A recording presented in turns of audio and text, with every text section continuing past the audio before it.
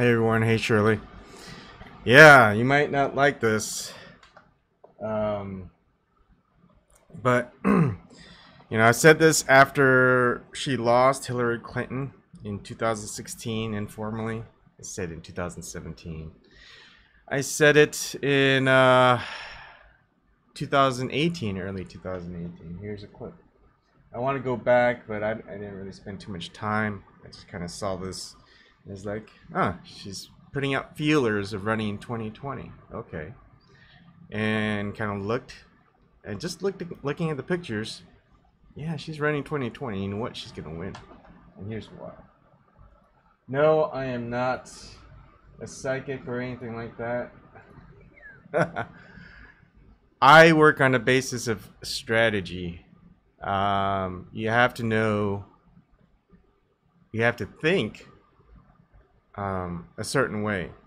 You know how whenever you go, when people go hunting, they go, or fishing, they go, you gotta think like a fish. Same thing, you gotta think like the animal you're hunting, and you're gonna have success. It's not like you're actually being able to predict the future of what animals are gonna do, but what they're most likely gonna do. So I have this notion, as you guys know, I'm the crazy conspiracy theorist that the world is run by these super powerful people who believe in certain things. They have an agenda. Otherwise, it wouldn't be called a conspiracy, would it? Well, here, I'll show you. First, let me show you what I said in 2018. This is back in January 3rd, 2018. Everyone's favorite candidate, Hillary Clinton. Eric really likes Hillary Clinton, from what I hear.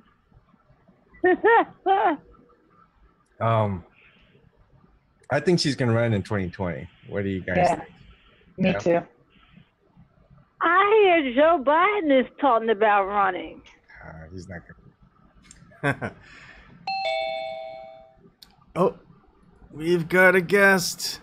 Oh, it's Dave. What? You haven't shunned me like everyone else? What's going on, Dave? Look, she's gonna run, and she's gonna win, because you know what this 4 years of President Trump is? It's a campaign to make her look good, and a campaign to make Donald Trump look horrible. Because everyone wanted someone new, right? Well, they got someone new. They got Donald Trump. And things are chaos. And is it supposed to be this way? Who knows? But that's what I would do if I was in charge. If I was part of that lead group that's wanting to control the world. They're the directors of the theater. And you know what? They're going to direct. Go ahead, Dave. You finally got your mic working. I saw the title and I had to jump in for a second. I don't think the fix is in just yet, but I think that your prediction will come true if one thing happens in the 2018 midterm election, and that is if the infrastructure of all the CIA candidates who are actually running and who are advertising the fact that they are CIA, if enough people show that they trust those candidates and actually elect them, or if they get elected, the infrastructure will be in place, and I don't see anything stopping Hillary from at least running and getting the candidacy. Yeah. So, I see where you're going with it, and I think that we give ourselves way too much credit. The people who are on YouTube and all the progressive talking heads like Jamal and all that think that everybody is as tuned in to this stuff as everybody else. I see.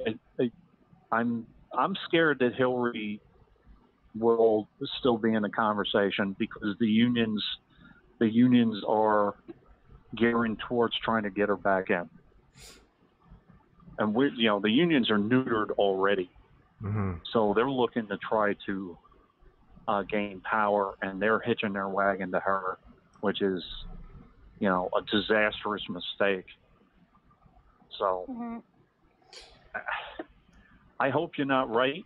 I hope I'm not right either. You're wrong. Hi, Shirley. On this one, but here's the thing. I think Bo Cooper said it. He says, I'm the only one predicting things right, but I don't want to be right. Right. Correct. Yeah. Shirley, what do you think? And you were there with me. It would have to be an economic crash for her to win. Right now, his poll numbers are up. He's going to different rallies, supporting other politicians. What Obama should have done his 8 fucking years in office, but he didn't. And all they doing with this Russia investigation, making you get sympathy for him, and the lies they be saying. Yep. Yeah, that's a weird thing when you're talking about an economic crash. I haven't thought about that yet, but I mean, it's coming. Richard Wolff mentioned that. He said it's coming. You don't know when.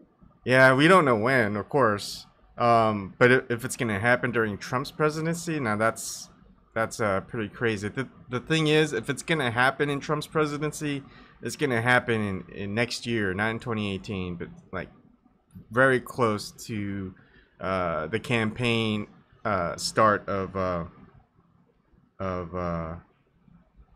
2020. And the thing about it is,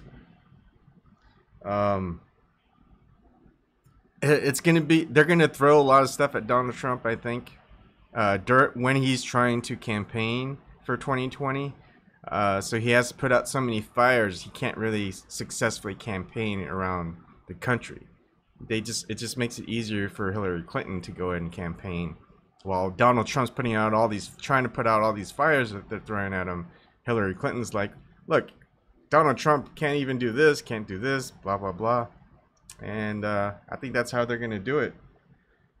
I think you're right, Shirley. I think if that crash is coming, and if it's gonna come, and Hillary Clinton is gonna run in 2020, it's gonna be probably in 2019 during his campaign run.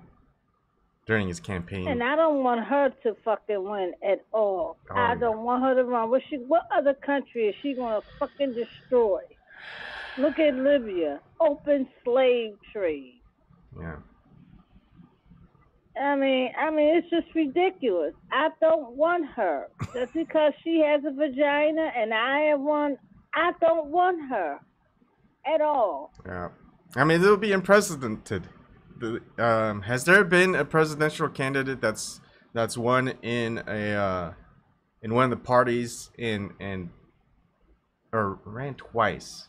Well, actually, in 2008, you know what? She didn't officially run for president because she was running against President Obama. So the notion that she's ran twice already and lost, that she shouldn't run a third time, I think they're going to just say, hey, she didn't run in 2008. She was running for the political nomination for the DNC. She wasn't running for president. So this will be just her second time running for president. Against the opposition, which would be touted as she couldn't beat him the first time. Yeah. Well, here's the thing. All kinds of stuff at Trump. They're going to say that she won the popular vote, and thus. Oh, fuck that popular vote! No, she lost. Yeah. They're gonna lost. Look. Anything that you can say that she lost or she ran 3 times, the truth is, they're gonna say these things to make it look like, look, she's still the most viable candidate. That's how they're gonna push it. And there's still a lot of support in mainstream media for her. There's still a lot of support politically for her. They're not gonna. No one said anything bad about Hillary Clinton in the Democratic Party.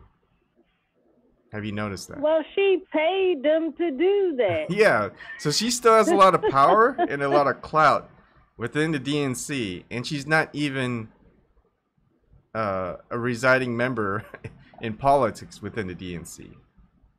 And she's still laundering money through the DNC, just like she did when she was running in the primary and the general election. Mm-hmm.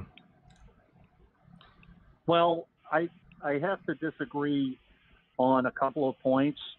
I don't think she ever ran for election because, the election is a farce to begin with. Yeah. I mean, I think we pretty much, and she didn't win or lose. I mean, to me, all of these results are predetermined. And I mean, what I think is, and I'm going to go back to Ocasio-Cortez for a second. What I think is pretty amazing is that despite all the recent developments, and apparently Crowley's going to run against her anyway as an independent, blah, blah, blah. But the DNC has already offered her a job in the DNC. And she hasn't even been elected yet. They're looking to get her. I've been worried about her. Oh, she's not even elected yet, and they want her. I know. DNC. So, but she started talking that Russia stuff and said Trump should be impeached, and I'm like, is this a fucking setup again? I'm watching her closely. I'm not jumping to conclusions. There were a couple of, she, in 2010, she participated in an international studies program with Boston University, and she was in Niger. I think that's how you pronounce it. Everybody's like, oh, she's a plant. She's a CIA plant. Calm down. We don't have any information about that yet. The thing that is suspicious about it is that every single piece, almost every single piece, linking her to that international studies program is gone and wiped from Twitter and wiped from everything. There's one news story that mentions the fact that she was a student in that program, and then the next year the program was closed due to a couple of deaths in the Sahel region. Yes, we have a drone plant being built out there right now, $100 million under Obama. Right. Now, just because she was part of that program doesn't mean that she is a CIA plant, but it doesn't mean that she isn't either. That's right. So doesn't matter if she's a plant or not. And she didn't. No, you don't know. She didn't grow up in the Bronx either. Yeah. Here, I'll show you something real quick. And Yvette Carnell exposed her. She said the high heel shoes she wore in her campaign, when you saw her in the high heel shoes, she went to a website where it was white folks. So she didn't represent neighborhoods with Puerto Ricans. So you'll see she now. She lived in a majority white area. Yeah. You'll see if you do it. I'm not going to bust her on her shoes yet. I mean, she but did they get were $150, so she ain't like us, because I can't buy no $150 shoes. Well, Young Turks gave her $7,000, so maybe she bought it from that. All right, so on the screen, it's did a search Hillary Clinton 2020. There's definitely a lot of articles, there's always going to be a lot of articles whenever Hillary Clinton is doing something, especially. And here's the thing, mainstream media will do everything, like whenever she's out doing something, like she was in India and she's wearing a arm brace, whatever, media will say these are what the conspiracy theorists blah blah blah are saying, and they're still protecting it. And one of the things before I read this article is she's not going to go to prison, so when she runs against 2020 and debates Donald Trump, she's going to say he can't really call her Crooked Hillary, because look, She's not in prison. You said she can just say to Donald Trump, look, you said I was going to go to prison if you were president. Well, I'm not in prison. I'm not crooked. So that's all she has to say, and he already lost that argument. I mean, if these people are smart, they know how to do this theater. But, okay, here we go. They're not smart because she lost the election. But either way, they're not smart. That could be true, too. I think they're smarter than you think. I mean, I still... Just because she lost the election doesn't mean that she doesn't have power. Yeah. So I don't know if her not being elected president was part of a fix or not. So here's the reason I think that's resounding for a lot of people is, former Secretary of State Hillary Clinton is really sounding as she is considering another bid for the presidency in 2020. Clinton gave a campaign-style speech Friday at the American Center of Teachers Conference in Pittsburgh. Pennsylvania is a key swing state in presidential elections. And is she making $500,000? And or however much she makes? It's a public conference, and I don't know when or where she makes the speech. I think she's. Why would they say? All right, here it is. I gotta say, if she's running, she's gonna be camped down in Pennsylvania because that's how she lost the election in the first place. Yeah, and you know what? We're gonna see a lot more optics in 2020. You know how Bernie Sanders had all those people rallying for him in the stadiums? They're gonna get a lot more people and get those optics a lot better in 2020. Yeah, I'm gonna play a snippet. Oh, the hired actors. Yeah.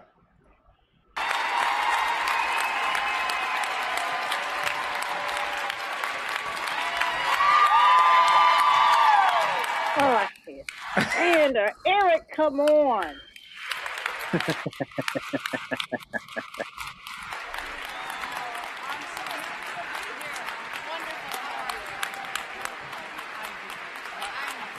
I mean, still look at the cheering and the clapping.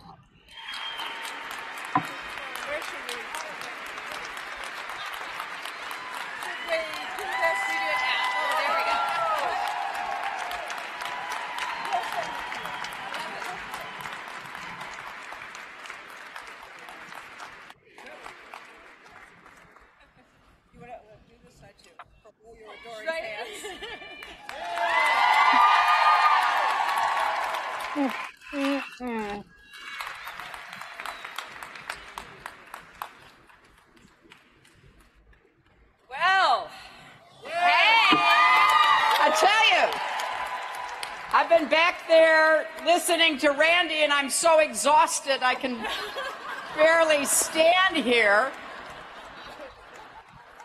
That was an amazing speech that covered all of the important issues that not only the AFT faces, but our country. And I am so grateful to Randy. And I want to congratulate you on 10 years as president. It never gets old saying Madam President. There you go, Shirley Eric. Randy has been a strong leader, a fearless advocate, and a wonderful friend. All right, I don't want to go ahead and get you all the press. Please don't play that no more. I can't stand that hideous woman. But within that, if you want to go there, you can find it. It's pretty easy to do a search for Hillary Clinton's speech. I'm not gonna fucking look for it. Anyways, the article. Let me finish the article and then we can keep going. All right. So Clinton detailed a list of things she finds cruel and un-American about the president's and Republicans' policies. He said Friday, over the last 18 months, this administration has tried to rip away health coverage for millions and try to end coverage for people with pre-existing conditions. They've given tax cuts for the wealthiest few, and they paid for them on the backs of children and working families. They've gutted funding for public schools and universities, and they've rolled back protections against discrimination for students, and unimaginably, they have ripped children away from their parents. They have forced toddlers as young as 1 year old to appear in court. I find this beyond politics, the inhumanity of it, the disgrace, the indecency of it should incite all of us to know that we are not those people. But look at what else they have done. They tried recently. They tried just recently to block a World Health Organization resolution intended to raise awareness about the importance of breastfeeding babies. And why do they do these things? Ideology, religion, corporate power. They have a lot of rationales and excuses, but the net result is that they are trying to rip the heart out of America.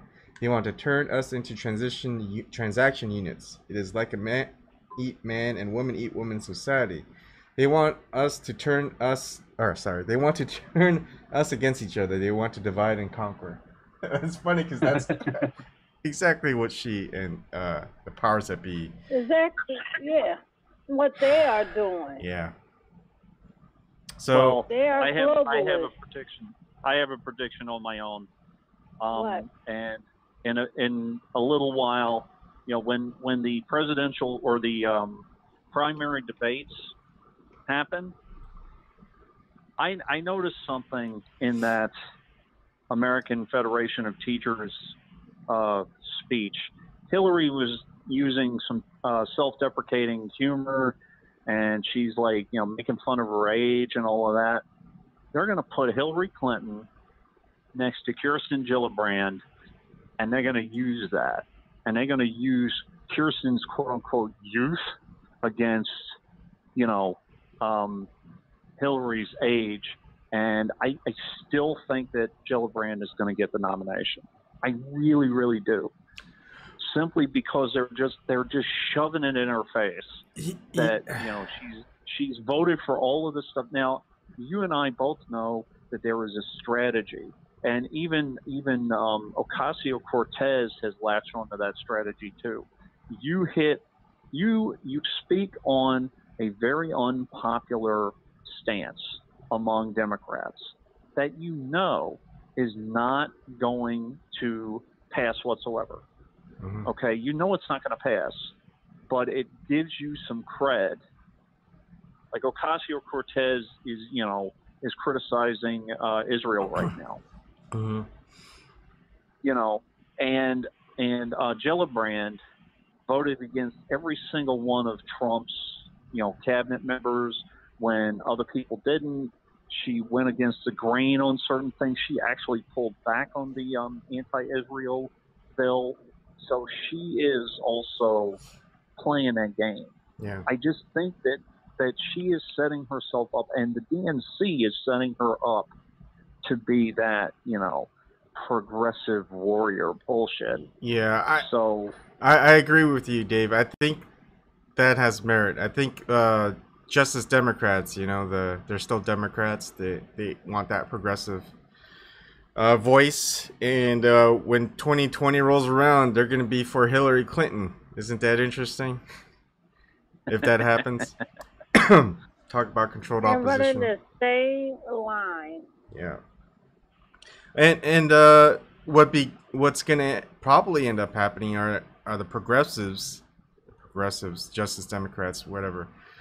They're going to say Hillary Clinton's right. You know, I think. Right.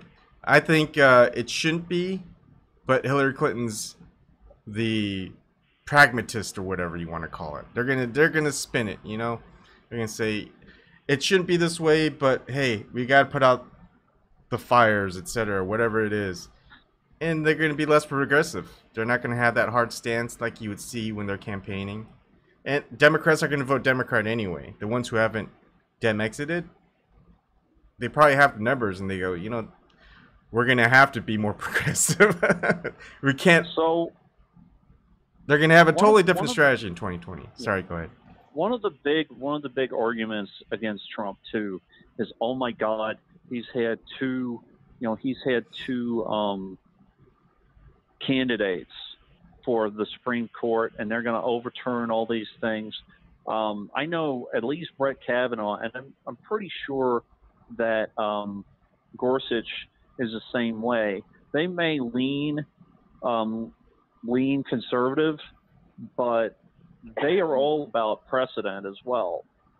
So I don't think that there is as much of a chance that Roe versus Wade is going to get overturned as much as everybody is saying. I could be completely wrong. I believe you know, Dave. I don't think it's going to happen. Plus the fact, I'm going to put on my tinfoil hat, and y'all can't see me for a minute. If the power structure, this is what I don't understand. If the power structure is really for eugenics, okay, if the power structure really wants to tone down the population, because the more people, the more common people, and the more common people, the more chance there is for an uprising, why would they ban abortions? Well, here's the thing. I don't think the eugenics is going to happen until AI is fully in place. Because AI is just free slaves that, you don't need workers anymore. You've got artificial intelligence. You got robots that'll do things 100 times better than any person can. They don't need to eat. They don't need to sleep. They just need recharging. And they won't have independent thought. They won't have. I think that's a possibility in the next 20, 25 years. And my point is that if there is this like evil plan in place, why are you going to potentially increase the population by banning abortions? Now, I don't think that people are going to do what they want to do anyway, whether it's legal or illegal. I mean, you look at freaking marijuana, you look at, all the what I call victimless crimes, prostitution or marijuana or all that. People do what they want to do. But theoretically, I don't understand the logic behind it. Unless, if you push for something, if you push for making something illegal, there may be a rush to do the very thing that you're trying to make illegal too. So there might be a dramatic increase in abortion. Just like every time people talk about banning assault weapons, my buddy, who sells guns from time to time, he's like, that's the best time for me. I get triple the price for my freaking AR-15 or whatever, because people are freaking out and they don't think they're going to be able to buy them anymore. So I get a tremendous price when I sell one. So yeah. it's just a warped way of thinking, but it's, I don't know. I think if it's gonna happen, Dave, banning abortion, it's gonna happen on Democrats' watch. Just like whenever there's gun control, it's done on Republicans' watch, because they say, hey, it's a necessity, and the people within that party are like, what are we gonna do? The opposing party wants to make it a lot worse anyway, but at least this party is saying, hey, we're gonna make it less worse by implementing this, and then the other side will be okay with it. But either way, I don't know if that's true. I think that, if you're talking about the authoritarian side of each party, I think that with the Democrat side, they are a whole lot more into banning free speech, I think, and more into political correctness. I think that is where we're going on the authoritarian left side. Well, think about it like this. Whenever we thought about free speech, it was the liberals, and this was back in the late 20th century. Right. And now, when we think about Second Amendment, it's usually the right, the conservatives, that want to protect it. And remember all the outrage of hey, President Obama is going to take away your guns, et cetera, et cetera, et cetera. Well, there wasn't much. I think is hilarious. Yeah, there wasn't That's anything hilarious. done on gun control or anything like that. It was talked about. Nothing was done on President Obama's watch. But guess where gun control actually happened? Is during Donald Trump's presidency, right? Right. So it's going to be the same Well, thing. It's whatever it is that's good for people. It's going to happen on that political side. I mean, look at net neutrality. Conservatives are all about just the freedom of going against fake news, alternative media. Net neutrality happened to Donald Trump's watch, not on, and it was net neutrality actually was implemented during Obama's watch. Isn't that weird? Yeah, it's Democrats and Republicans. They one of the same party. Now, just for 2 seconds, I want to get into net neutrality for 2 seconds because I'm trying to understand it. From the way I understand it, net neutrality, keeping net neutrality in place is basically adding government control to the internet. Mm-hmm. Is that? Yeah. So, and when you add government control, that almost is never a good thing. Yeah, and that's usually a talking point of like the libertarians and the Republicans. Right. Less government control. And right. And so maybe that does play into it. I don't know. Whether these guys are smart or not, it just blows our mind either way. I mean, it's tough. And they're really going for it because Hillary Clinton lost.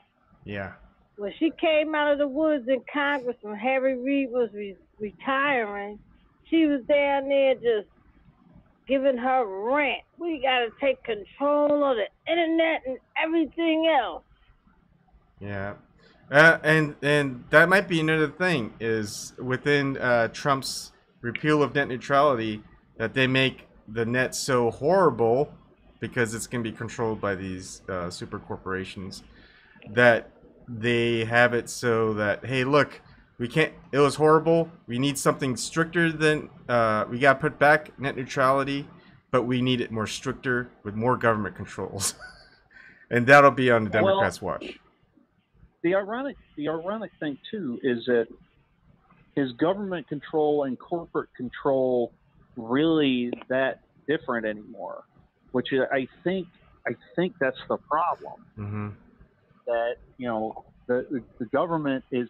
I mean, on the one hand, if you don't have the government, quote unquote, controlling the internet, then the corporations are going to take over. That's the argument. And if you allow and the other way around, if you don't have corporations like a free market, blah, blah, blah, then the government is going to control your thought, blah, blah, blah. But my thing is, since when or is the government and politics separate? They're connected. We've seen that a lot where they're just kind of one and the same.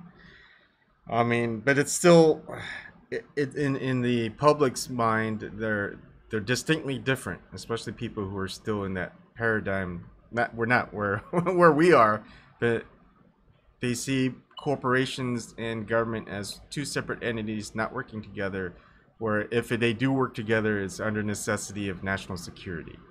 So when they see Amazon's Jeff Bezos and CIA, they don't see anything wrong with it.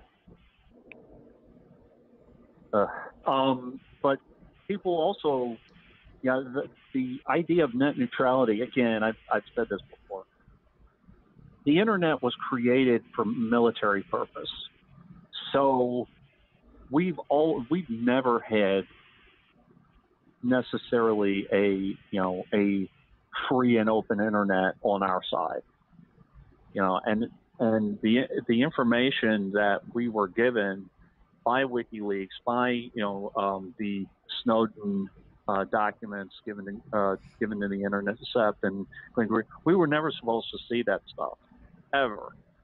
Mm-hmm. So the government has always had an advantage in terms of that.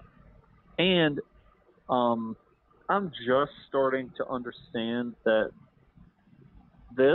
the domestic surveillance has been around for decades.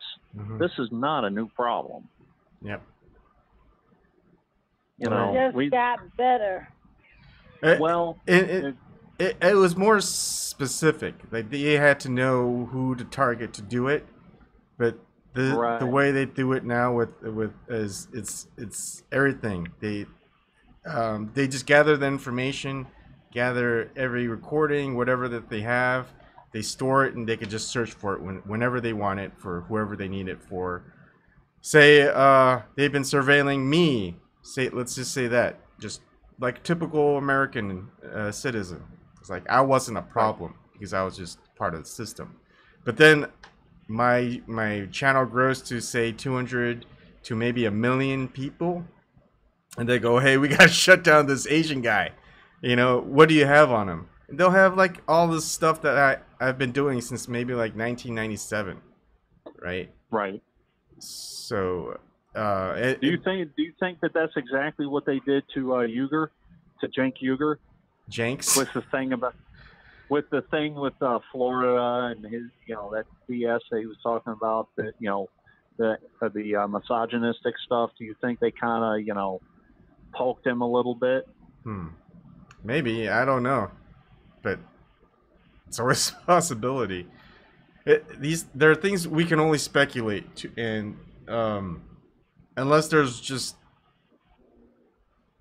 you know, it's hard. I mean, just think about it. Police can come in at any time and plant stuff on you and saying, "Hey, we busted them on this." Who's gonna know? Right. No one's gonna know. No one knows what's on your computer, your hard drive, Dave. No one out in public. No one knows what's on mine. Right. They could just come in, plant something, and say, "Hey, this guy had this." It's like, no, I didn't. Like, prove it, and they'll just say, "Look, we found this in your home. That's proof." That's just like what the government does. Yeah, the whole like putting 500,000 freaking child porn pictures on some whistleblower's computer. Yeah. You know. Well, there could be potential for people that would like character witnesses, and people often talk about, like, well, we're all like in our boxes and in suburban, you know, like kind of like more and more isolated and sort of kind of antisocial on a phone with people these days, even more in a different way. So it's like people always say that, you know, it's like kind of consumerism, and I definitely say that as well, probably more than the average person. But I think that can hurt you if you don't have community, you don't have friends, you don't have people around you. But if you do have people around you, and you have people that you know and whatever, they can verify things and back things up, it becomes a lot harder. It would be hypothetically much harder to set somebody up or frame somebody or whatever.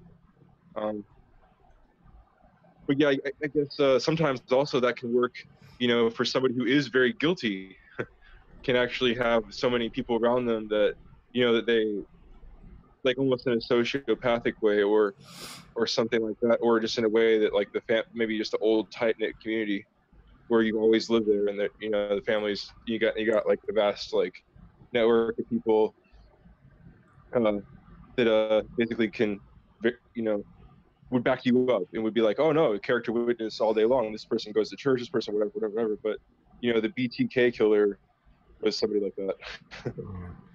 Yeah. And look at the way things are now. You don't even have to be officially charged or guilty of anything. If you're just accused, you're pretty much shunned by the public, and you can't really build back your reputation. You know, like, a woman could say, "Hey, I sexually assaulted her." It's like, what the hell? No, prove it. Take me to court. They're gonna be like, "Oh, charges dropped." But it's gonna be like, you search for Ebon Kim, and you're gonna see hundreds of results in Google saying accused of sexual impropriety or whatever. Right? So these days it's so upside down. It's you're guilty until proven innocent, and they can do that to anybody. They have that power. I watched a video interview with Bill Binney yesterday, and he was talking about the government because what the program the CIA uses now, they helped start it. They helped build that program, and he didn't like the way it was going. Yeah. But he said what they did to Flynn and Manafort, they entrapped them. They was trying to do it to him too, but he told them he had evidence about what they were doing, and then they gave him immunity because they was going to try to charge him too. It's crazy. It's crazy. Yeah. They ruin people's lives. They lose their homes and everything else, like that former FBI agent, Robin Gritz. Mm-hmm. She got awards and stuff, man. McCabe she said McCabe is nasty. He turned against her. I think they even mentioned in one of them congressional hearings her name because she sent them a letter about that. She lost her house because you got to spend a lot of money for these attorneys. Mm-hmm. A lot. Well, let's get off this topic. Things are going to be a lot worse in 2020 because Hillary is president. Madame President, Shirley, you're going to have to start calling her Madame President. Oh, hell no, I never call her that. Do you guys still want to talk? We can go off topic. Anything goes, or... Yeah, I'd rather go off topic. I don't want to talk about her no more. All right. So you guys can stay on. People who are watching, we're going to shut off, and we'll be back streaming in like 3 minutes, and we'll have an open topic. All right. Here. Oh, I'll play my promo before I shut it down. Let me start.